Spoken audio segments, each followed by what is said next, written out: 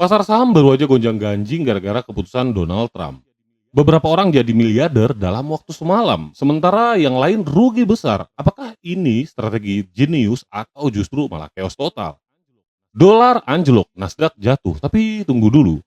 Ada yang aneh di sini.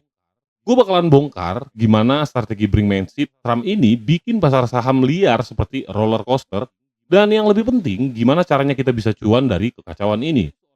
Kalau lu seorang trader atau investor, jangan sampai ketinggalan video ini karena di sini kita bakal bahas siapa pemenang dan pecundang dari strategi gertak sambal ala Trump.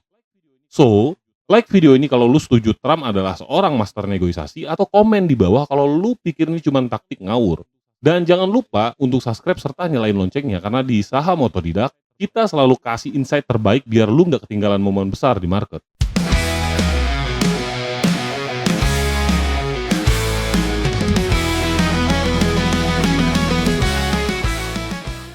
Jadi, gimana caranya seorang pemimpin bisa membuat lawannya takut bahkan sebelum negosiasi itu dimulai?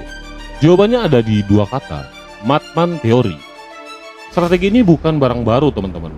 Richard Nixon dulu menggunakannya saat Perang Dingin. Intinya, dia ingin Uni Soviet itu percaya kalau dia itu gila dan bisa melakukan hal ekstrim kapan aja. Dan hasilnya, lawan jadi takut untuk ngambil resiko besar karena mereka nggak bisa nebak langkah selanjutnya. Donald Trump, dia ini master dalam hal ini ya. Sebelum menjabat di tahun 2017, dia udah kasih bocoran. Dia ngomong gini, "You want to be unpredictable." Artinya, Trump percaya bahwa semakin sulit dia ditebak, semakin besar peluangnya buat menang dalam negosiasi. Terutama melawan negara seperti China. Nah, di dalam dunia teori permainan alias game teori, ini disebut dengan mixed strategi. Apa itu? Sederhananya kalau kita punya pola yang bisa ditebak, lawan itu bakal gampang cari cara buat ngalahin kita. Tapi kalau kita mainnya acak, kadang keras, kadang lembek, lawan bakal kebingungan dan akhirnya mereka lebih cenderung mengalah daripada ambil resiko yang salah langkah.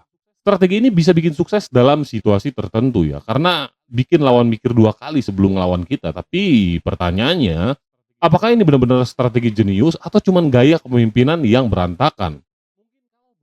Mungkin kalau buat lu yang pernah main poker, pasti ngerti trik ini ya. Kadang kita pura-pura lemah biar lawan itu jadi lengah. Kadang kita all in buat bikin mereka ketakutan. Nah, ternyata dalam dunia negosiasi global, strategi ini juga berlaku, teman-teman. Sebuah eksperimen dari Insight di tahun 2013 menemukan sesuatu yang menarik. Kalau lu bersikap ramah di awal lalu tiba-tiba meledak marah, lawan akan lebih cenderung ngalah dibanding kalau lu selalu tenang sepanjang negosiasi. Kenapa? Karena mereka jadi takut salah langkah, takut kena serangan mendadak yang nggak terduga. Nah, si Trump ini, dia tahu banget cara main game ini. Menurut analis Net Silver, Trump ini ngerti bahwa US itu punya daya tawar yang jauh lebih kuat dibanding Meksiko atau Kanada. Jadi, dia itu pakai ancaman tarif tinggi sebagai alat negosiasinya. Sederhananya gini, gue punya palu godam, lu punya martil kecil. Kalau gue pukul lu duluan, lu yang bakal kesakitan. Dalam game teori, ini disebut dengan leverage asimetris. Trump tahu bahwa perang dagang itu rugi buat semua pihak, tapi ya karena ekonomi US itu lebih kuat, dia bisa menekan lawannya buat ngalah duluan. Contohnya ketika dia mengancam Meksiko dengan tarif besar-besaran. Meksiko buru-buru bikin kebijakan baru soal imigrasi sebelum tarif itu benar-benar terjadi. Atau dengan kata lain, ya gertakan Trump itu berhasil. Tapi yang jadi masalahnya di sini, strategi ini ampuh di jangka pendek, bukan jangka panjang. Kalau terlalu sering dipakai, lawan bicara mungkin bisa mulai kebal ya, atau bahkan ya pengen balas dendam. Nah pertanyaannya, apakah Trump itu jenius karena tahu kapan harus menggertak atau dia hanya sekedar beruntung aja? Tahun 2018 sampai 2019, Trump itu tiba-tiba ngeluarin ancaman tarif tinggi ke Meksiko. Dan apa yang terjadi? Pemerintah Meksiko langsung buru-buru tanda tangan kesepakatan untuk memperketat perbatasan dan mengurangi arus migran. Padahal kalau pakai jalur diplomasi biasa, kesepakatan ini tuh butuh waktu bertahun-tahun. Bukan cuma Meksiko, Prancis juga kena. Trump mengancam bakal kasih tarif balasan kalau mereka tetap mungut pajak digital dari perusahaan teknologi US. Hasilnya, Prancis langsung nunda rencana itu. Dan lagi-lagi, strategi zigzag Trump ini berhasil bikin lawan jadi mundur duluan. Bukan cuma di perdagangan, di diplomasi pun cara ini terbukti tajam. Nikki Haley, mantan duta besar US untuk PBB, bahkan bilang sifat tak terduga Trump ini sering banget jadi aset ya. dia cerita kalau Trump itu suka menaikkan tensi alias nge up situasi, sehingga negara lain itu terpaksa mengikuti permainannya. Misalnya Haley pernah ngomong nih ke duta besar PBB, "Presiden lagi marah, saya nggak bisa jamin apa yang bakal dia lakukan. Kalau sanksi ini disepakati, kita bisa cegah dia bertindak di luar kendali dan hasilnya, Dewan Keamanan PBB langsung sepakat buat kasih sanksi ke Korea Utara. Ini sesuatu yang biasanya super sulit dicapai lewat jalur diplomasi biasa. Jadi apa yang bisa kita pelajari dari sini? Ketidakpastian itu bisa jadi senjata dalam negosiasi. Lawan jadi ragu-ragu, takut ambil resiko, dan akhirnya mereka lebih mudah memberi konsesi. Tapi, apakah strategi ini punya batasannya? Apakah bisa dipakai terus-menerus tanpa efek samping? Atau justru ini malah menjadi bom waktu yang bisa meledak kapan aja? Kalau kita lihat dari kasus perang dagang US dengan Cina, hasilnya tuh campur aduk teman-teman. Trump pakai ancaman tarif seperti kartu liar, kadang diumumin, kadang ditunda, terus tiba-tiba dinaikin lagi. Dan hasilnya, Cina akhirnya menandatangani Phase One Trade Deal di Januari 2020. Trump bisa klaim ini sebagai kemenangan besar karena Cina setuju buat beli produk US senilai 200 miliar US dollar. Tapi tunggu dulu, kemenangan ini beneran nyata atau cuma sekedar di atas kertas? Menurut analisis Wiley Economic Journal, kesepakatan ini secara model memang lebih menguntungkan US ya dibanding skenario tanpa kesepakatan. Tapi ada efek sampingnya. Negara lain malah kena dampak negatif dan ekonomi global makin nggak stabil. Dan yang lebih parah di dunia nyata, China ternyata cuma memenuhi sekitar 60% dari janji pembelian mereka sampai akhir 2021.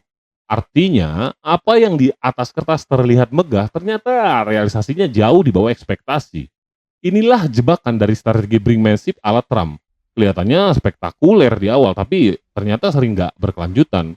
Bisa dibilang Trump ini menang di babak pertama, tapi gimana kalau pertandingan panjang? Kalau kita lihat saat Donald Trump kembali ke Gedung Putih, perdagangan global itu langsung dikocok ulang kayak permainan poker. Dalam hitungan minggu, dia udah bikin langkah ekstrim yang bikin pasar gonjang-ganjing. Ibaratnya gini, lu tinggal di satu komplek perumahan dan tiba-tiba tetangga lu yang paling berisik ngomong gini, Kalau lu nggak nurut sama aturan gua bakal kasih pajak mahal buat tiap belanjaan lu. nah itulah yang baru aja Trump lakuin ke Meksiko dan Kanada. Dan di awal tahun 2025, Trump bikin geger dunia dengan mengumumkan tarif 25% untuk semua barang impor dari Meksiko dan Kanada. Tapi ini bukan cuma soal perdagangan bro. Alasan utamanya fentanyl dan keamanan perbatasan. Jadi ini bukan sekedar urusan ekonomi tapi juga politik dan hukum. Strategi ini adalah brinkmanship dalam level ekstrim. Trump mengancam merusak ekonomi dua negara tetangganya demi tuntutan yang nggak ada hubungannya langsung dengan dagang. Logikanya, kalau lu nggak bisa beresin masalah perbatasan dan narkoba, gue bakal bikin ekonomi lu hancur. Kira-kira gitu Trump ngomongnya. Tapi apakah ini berhasil? Well, faktanya Meksiko langsung bereaksi keras. Menjelang tenggat tarif 4 Maret, pemerintah Meksiko buru-buru mengekstradisi belasan gembong narkoba ke US, termasuk nama besar seperti Rafael Caro Quintero. Ini kayak efek darurat ya. Meksiko nggak mau ambil resiko ekonomi mereka dihancurin sama Trump. Lalu gimana dengan perspektif Trump? Dia bisa bilang, lihat nih, cara gue berhasil, mereka akhirnya bertindak kan? Dan benar, kalau pakai pendekatan diplomasi biasa, mungkin ini bisa butuh bertahun-tahun untuk mencapai kesepakatan seperti ini. Tapi tunggu dulu, ini kemenangan atau cuman gimmick? Menurut analis Associated Press, meskipun Meksiko tunduk dan mau kerjasama dalam pendekatan hukum, keuntungan ekonominya sendiri buat US tuh, ya gitu deh, nggak terlalu besar. Banyak pakar yang bilang ini bukan deal yang spektakuler secara ekonomi. Jadi, apakah ini cuman kemenangan simbolis yang nggak berdampak besar untuk ekonomi US?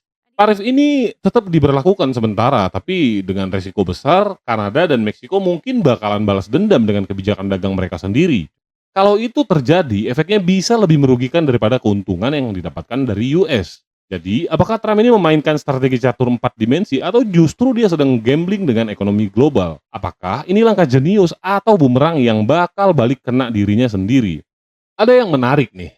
Bayangin gini, lu lagi jualan di pasar dan tiba-tiba datang seorang pelanggan yang ngomong gini, Kalau lu jualan barang ke gua mahal, gua bakal jual barang gua ke lu dengan harga yang sama mahalnya. sounds fair? Atau justru ini gertakan? Nah, inilah inti dari kebijakan reciprocal tarif yang Trump luncurkan di tahun 2025. Dan salah satu korbannya India. Jadi di awal tahun 2025, Trump itu menandatangani Fair and Reciprocal Trade Act yang isinya simple. Kalau lu ngasih tarif tinggi ke produk US juga bakal balas dengan tarif yang sama ke produk lu. Ini bukan lagi perdagangan bebas ala World Trade Organization ya, tapi negosiasi keras secara satu lawan satu. Trump bahkan bilang secara terang-terangan, kalau lu nggak mau tarif tinggi dari gua, ya udah turunin tarif lu dong. Nah, di bulan Februari 2025, Perdana Menteri India, Narendra Modi, datang ke Washington. India ini terkenal dengan tarif impornya yang tinggi ya. Selama bertahun-tahun, US itu berusaha negosiasi biar India buka pasarnya lebih lebar. Tapi malah selalu mandek. Dan kali ini beda, Trump nggak mau buang waktu, dia langsung lempar ancaman. Kalau India nggak nurunin tarif buat US, ya siap-siap aja gue bakal kasih tarif balasan yang sama besar. Dan hasilnya, Modi tuh langsung ambil langkah cepat.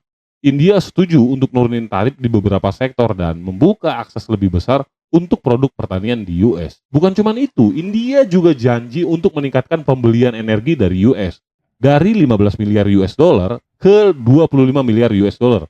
Bahkan, mereka sepakat untuk mempercepat negosiasi kesepakatan dagang baru sebelum akhir 2025. Jadi, secara teori, Trump menang besar di sini. Sesuatu yang bertahun-tahun macet dalam negosiasi konvensional bisa langsung jalan ke depan dalam hitungan bulan setelah Trump main ancaman tarif. Sekilas ini kelihatan kayak langkah jenius ya, tapi ada beberapa hal yang harus kita pertanyakan. Pertama, banyak dari janji ini yang masih aspiratif alias masih berupa rencana. Janji beli miliaran dolar produk US itu baru di atas kertas. Tapi apakah bakal terrealisasi atau cuma retorika pertemuan puncak? Kemudian yang kedua, apakah negara lain bakal takut dan ikut tunduk?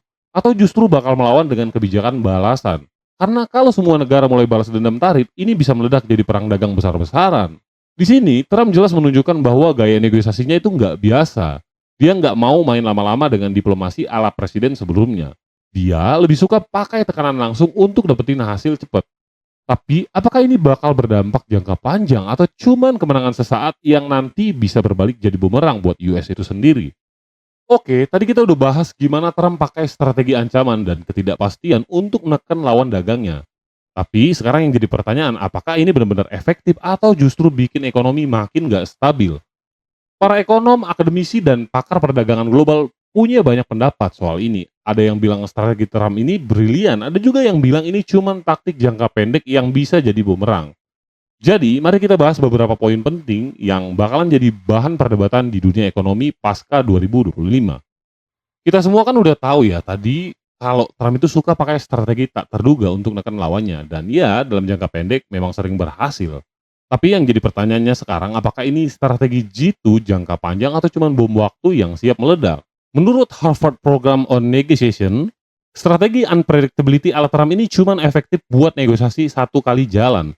Di mana lu nggak peduli apakah besok masih mau bisnis sama lawan lu atau enggak, tapi kalau lu mau kerja sama jangka panjang, ini bakalan bisa jadi bumerang.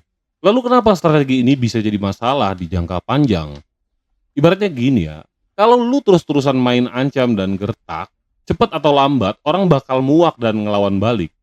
Negara lain bisa aja cari cara untuk ngebalas atau bahkan memutuskan hubungan dagang dengan US. Dan kalau Trump terus pakai strategi zigzag ini, negara lain juga mungkin bisa berpikir, US ini nggak bisa dipercaya, mending gua bakal cari mitra dagang yang lebih stabil. Akibatnya, negara-negara mulai alihkan bisnis mereka ke China, Eropa, atau blok ekonomi lain yang lebih predictable. Dan yang terakhir, perdagangan global itu kan bukan cuma soal menang-menangan, tapi juga soal trust. Kalau lu cuma fokus ke ancaman dan kejutan, ya lu bakal kehilangan kepercayaan mitra dagang. Tanpa trust, hubungan bisnis nggak akan bertahan lama. Menurut Stephen Bram, seorang ahli teori permainan, Trump ini seringkali pakai strategi zero sum game, alias menang total atau kalah total. Ini bukan cara main yang bisa bertahan lama. Jun Yongs dari Brown University juga ngomong, kalau US terus pakai strategi brinkmanship, negara lain bakal mulai cari alternatif pasar dan kita bisa kehilangan pengaruh secara permanen. Artinya, sekali negara lain menemukan cara untuk lepas dari tekanan US, mereka nggak akan balik lagi. Contohnya pergeseran rantai pasok global. Begitu tarif diterapkan, perusahaan-perusahaan mulai nyari jalur distribusi baru yang lebih stabil dan ini bisa jadi perubahan permanen. Jadi kesimpulannya, strategi Trump ini memang bisa bikin lawan tunduk dalam jangka pendek, tapi ya makin lama makin kurang efektif. Lawan tentu bisa mulai cari cara untuk ngelawan balik. Trust bisa hilang dan US bisa kehilangan mitra dagangnya. Kalau lu pernah main poker, ini kayak selalu ngebluff setiap putaran, lama-lama kan lawan bakal baca polanya dan nggak bakal takut lagi. Jadi, apakah ini strategi jenius atau justru bumerang? Apakah Trump benar-benar bikin US lebih kuat dalam perdagangan, atau ini malah bikin US itu semakin terisolasi? Mungkin Trump pernah bilang kalau perang dagangnya ini bikin Amerika menang besar. Tapi kalau kita lihat data, apakah beneran untung? Atau justru US yang kena getahnya?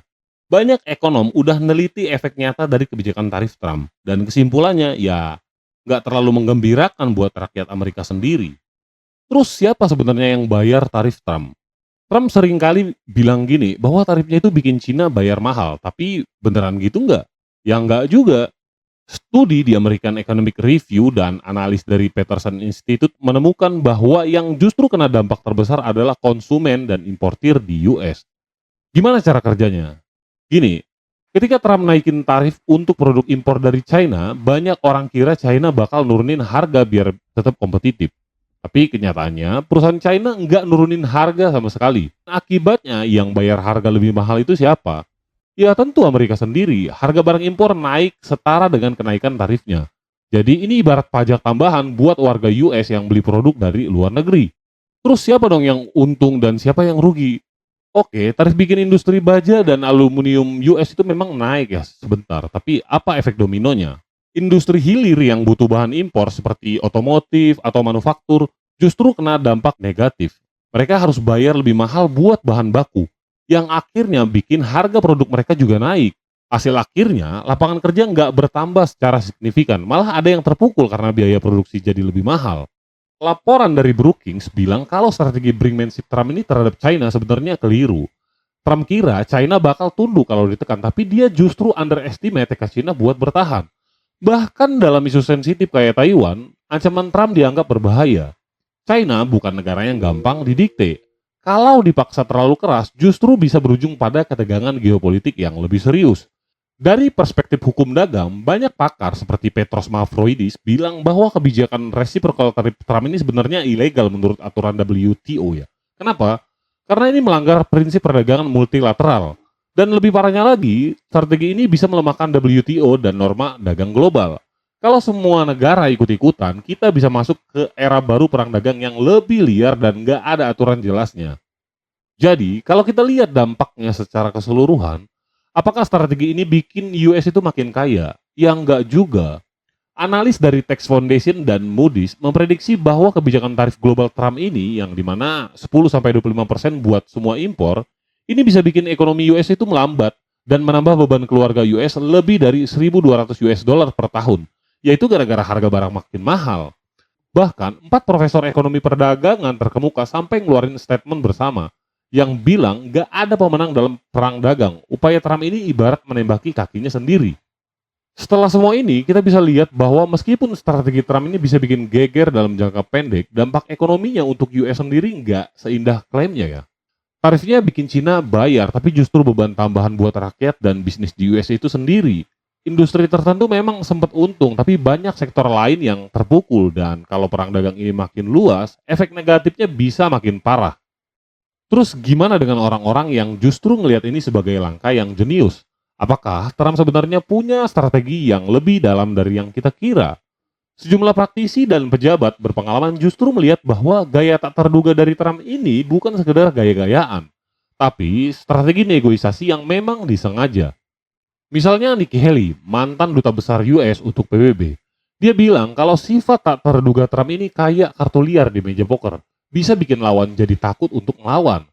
Bahkan John Kerry, mantan Menlu dari Demokrat yang notabene kubu oposisi Trump, pernah ngakuin bahwa ketidakpastian Trump ini bisa jadi keuntungan, terutama saat berhadapan dengan lawan tangguh kayak Rusia atau Korea Utara, asal dipakai dengan hati-hati.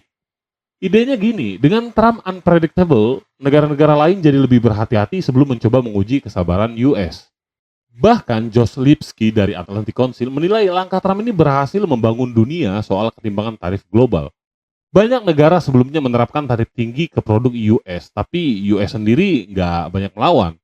Trump kemudian mengubah itu dengan kebijakan reciprocal tarif. Dan menurut Lipsky ini bukan cuma sekedar gertakan kosong. Trump pakai segala instrumen hukum termasuk undang-undang darurat ekonomi. Tujuannya adalah untuk menunjukkan bahwa dia serius. Strateginya, sebelum tarif tinggi benar-benar dihantam, Trump bikin negara lain panik dulu. Akhirnya, banyak yang buru-buru negosiasi buat dapat pengecualian. Mark Linscott, mantan negosiator dari USTR, bilang kalau dunia perdagangan harus siap menghadapi perjalanan yang liar di bawah Trump. Mungkin turbulensi besar bakal terjadi, tapi di sisi lain, ini bisa menciptakan tatanan perdagangan baru yang lebih menguntungkan untuk US. Sementara itu, Robert Lighthizer, mantan perwakilan dagang US, percaya kalau strategi Trump ini efektif untuk menyoroti praktik curang dari negara lain. Contohnya Tiongkok. Menurut pendukung Trump, pendekatan keras ini lebih berhasil dibanding pendekatan diplomasi yang bertahun-tahun gagal. Contohnya pencurian hak intelektual, subsidi besar-besaran ke perusahaan lokal, dan ketidakseimbangan perdagangan. Semua ini baru benar-benar dibahas serius setelah Trump mulai main tarif. Kalau kita lihat dari sudut pandang pendukung Trump, kebijakan ini bukan sekedar main ancam-ancaman. Ini adalah strategi negosiasi yang mengubah cara dunia menghadapi perdagangan global. Mungkin strateginya bikin pasar jadi lebih volatile, tapi mereka berargumen bahwa ini akhirnya bikin negara lain mulai main fair sama US. Jadi gimana menurut kalian? Apakah Trump adalah negosiator yang ulung yang akhirnya bikin perdagangan lebih adil untuk US? Atau ini cuma strategi ngawur yang bikin dunia makin gak stabil? Setelah tadi kita bahas gimana strategi Trump ini bisa bikin lawan dagangnya ketar-ketir, tapi ada satu masalah besar. Apakah semua langkah Trump ini sebenarnya legal menurut aturan perdagangan internasional, atau dia cuma main tabrak aturan demi kepentingan jangka pendek?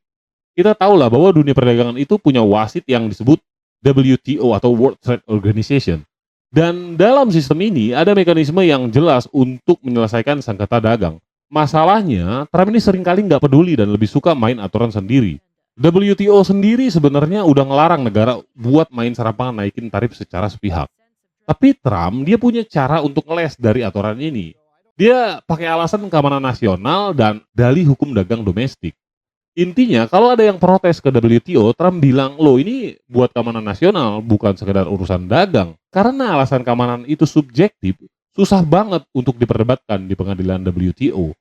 Tapi tunggu dulu, menurut pakar hukum dagang kayak Petros Mavroidis, rencana tarif resiprokal Trump ini sebenarnya ilegal menurut aturan WTO.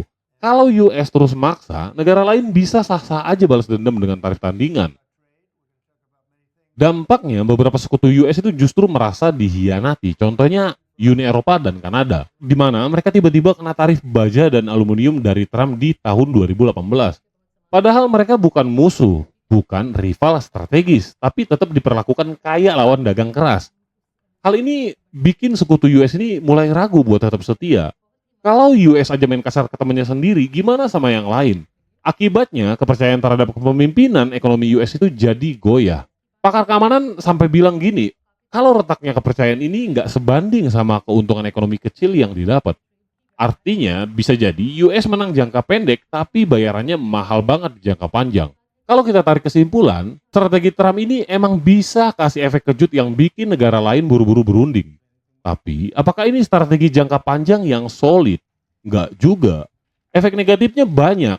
US bisa kehilangan kepemimpinan global, bisa kena retaliasi dari negara lain, dan yang paling berbahaya, ini bisa merusak sistem perdagangan internasional yang dimana US sendiri ikut ngebangunnya. Jadi, apakah strategi ini negosiasi cerdas atau justru langkah sembrono yang bikin US makin terisolasi? Apakah Trump berhasil mendobrak sistem lama atau malah merusaknya tanpa rencana yang jelas? Oke, sekarang coba kita bandingin seberapa unik sebenarnya strategi perdagangan Trump ini dibandingin dengan presiden-presiden US sebelumnya. Apakah dia benar-benar membawa revolusi atau cuma kembali ke pola lama yang pernah gagal? Kalau kita lihat sejarah perdagangan US sejak Perang Dunia Kedua, kebijakan Trump ini benar-benar out of the box dibanding para pendahulunya. Yang dimana sejak era Franklin D. Roosevelt sampai Barack Obama, US lebih cenderung pakai pendekatan perdagangan berbasis kooperasi. Mereka ikut membangun GATT yang sekarang jadi WTO, mendorong perjanjian multilateral dan menjaga hubungan baik dengan sekutu ekonominya. Mereka tentu memperjuangkan industri domestik, tapi biasanya lewat negosiasi, bukan dengan perang dagang terbuka. Sedangkan Trump, dia lebih suka pakai tarif sebagai senjata utama untuk menekan lawannya. Presiden lain mungkin menganggap tarif itu alat terakhir. Berbeda dengan Trump, dia bikin tarif jadi standar dalam diplomasi ekonomi. Tapi kalau soal gaya gertakan dan ketidakpastian, Trump ini bukan yang pertama. Richard Nixon dulu juga pakai taktik serupa dalam politik luar negeri. Ini yang disebut dengan Madman Theory, yang dimana dia membuat lawan berpikir bahwa US itu bisa bertindak di luar kontrol kapan aja. Tapi kalau soal perdagangan sebenarnya Trump ini lebih mirip di era Perang Dunia Kedua ya, yaitu zaman proteksionisme klasik. Contohnya, Presiden Herbert Hoover di tahun 1930 yang menandatangani Smoot-Hawley Tariff Act yang menaikkan ribuan tarif impor buat melindungi industri US. Hasilnya, negara lain balas dendam, perang dagang meledak, dan malah memperburuk depresi besar. Jadi ini bukan pertama kalinya US main tarif besar-besaran, tapi sejarah menunjukkan hasil akhirnya seringkali berantakan. Dari semua yang saya sampaikan, bukan berarti presiden lain itu nggak pernah pakai tarif ya. Bahkan presiden yang pro perdagangan bebas pun kadang nerapin proteksi di industri tertentu. Misalnya George W. Bush, dia pernah kasih tarif baja 30% di tahun 2002. Tapi buru-buru dia cabut setelah WTO bilang ini ilegal. Bill Clinton, dia pernah ngancem Jepang dengan tarif mobil mewah untuk buka akses pasar suku cadang di tahun 1995. Bedanya dengan Trump, presiden lain ini pakai tarif sebagai langkah terbatas atau alat negosiasi. Sedangkan Trump, dia bikin tarif jadi standar utama dalam diplomasi ekonomi. Lain lagi dengan penerus Trump, Joe Biden. Dia nggak serta-merta buang semua kebijakan Trump. Dan dia tetap mempertahankan sebagian tarif China, tapi dia pakai pendekatan yang lebih kooperatif. Alih-alih main sendiri, Biden membentuk front bersama dengan Uni Eropa dan Jepang untuk neken Cina soal subsidi industri. Dia bilang pendekatan multilateral lah, bukan perang dagang unilateral. Jadi kalau kita lihat pola kebijakan perdagangan US di sepanjang sejarah, Trump ini benar-benar anomali ya. Dia mengubah kebiasaan presiden US modern yang lebih berbasis aturan dan kooperatif jadi lebih agresif dan konfrontatif. Masalahnya, apakah ini strategi jangka panjang yang bisa bertahan atau cuma eksperimen yang bisa berujung kekacauan seperti era Smoot-Hawley? Menurut kalian, apakah Trump adalah revolusioner dalam perdagangan global atau cuma kembali ke pola lama yang terbukti berisiko? Tulis komentar di bawah. Setelah semua penjelasan panjang ini, sekarang coba kita tarik kesimpulan. Apakah kebijakan perdagangan Trump ini adalah strategi tingkat dewa atau sekedar kekacauan yang dibungkus retorika? Kalau dari sudut pandang game teori, jelas Trump pakai pendekatan brinkmanship dan unpredictability buat ngelawan negara-negara lain. Dan ya, secara jangka pendek, strateginya sering berhasil. Meksiko tunduk, India ngalah, Cina terpaksa teken kesepakatan fase pertama. Tapi pertanyaannya, apakah kemenangan jangka pendek ini benar-benar membawa US ke posisi yang lebih kuat dalam jangka panjang? Atau justru membuat pasar global makin kacau dan US kehilangan kredibilitasnya? Oke, beberapa deal yang Trump buat memang terlihat menguntungkan US ya. Misalnya USMCA yang lebih baik dari NAFTA. India akhirnya nurunin tarif dan China berkomitmen beli produk US. Tapi tunggu dulu, banyak dari kesepakatan ini ternyata cuma menutup lubang yang dibuat Trump sendiri. Misalnya, meskipun China setuju untuk membeli produk US, total ekspor US ke China setelah perang dagang malah lebih kecil dibanding sebelum perang dagang dimulai. Jadi ini kemenangan atau sekedar pemulihan dari kerugian yang diciptakan sendiri. Para pakar sepakat bahwa strategi Trump ini ampuh untuk shock terapi, tapi bukan strategi jangka panjang yang stabil. Biaya ekonominya tinggi, ketidakpastiannya bikin dunia usaha itu gelisah dan hubungan dengan sekutu jadi rusak. Bahkan dibandingkan dengan presiden US lainnya, Trump ini adalah outlier. Pendekatannya lebih mirip era proteksionisme agresif awal abad ke-20 ketimbang dengan model pasca 1945 yang berbasis kerjasama dan aturan yang jelas. Dan yang lebih menarik, sekarang dunia udah terbiasa dengan US yang biasanya bertindak nggak terduga ini. Dan tentunya ini bisa jadi modal tawar bagi penerus Trump, atau malah jadi sesuatu yang harus mereka perbaiki di masa depan. Jadi pertanyaan terakhir untuk kalian, apakah Trump sedang membentuk ulang cara dunia bernegosiasi, atau justru menciptakan ketidakpastian yang bikin US makin sulit dipercaya? Drop pendapat kalian di kolom komentar, apakah strategi ini jenius atau justru bencana jangka panjang? Gue pengen dengar pendapat dan perspektif dari kalian semua. Like kalau lu pikir Trump mengubah permainan, dan komen kalau lu pikir ini strategi yang beresiko. Serta jangan lupa untuk subscribe biar kita terus bahas kebijakan ekonomi yang bisa bikin kita semua makin cuan. See you!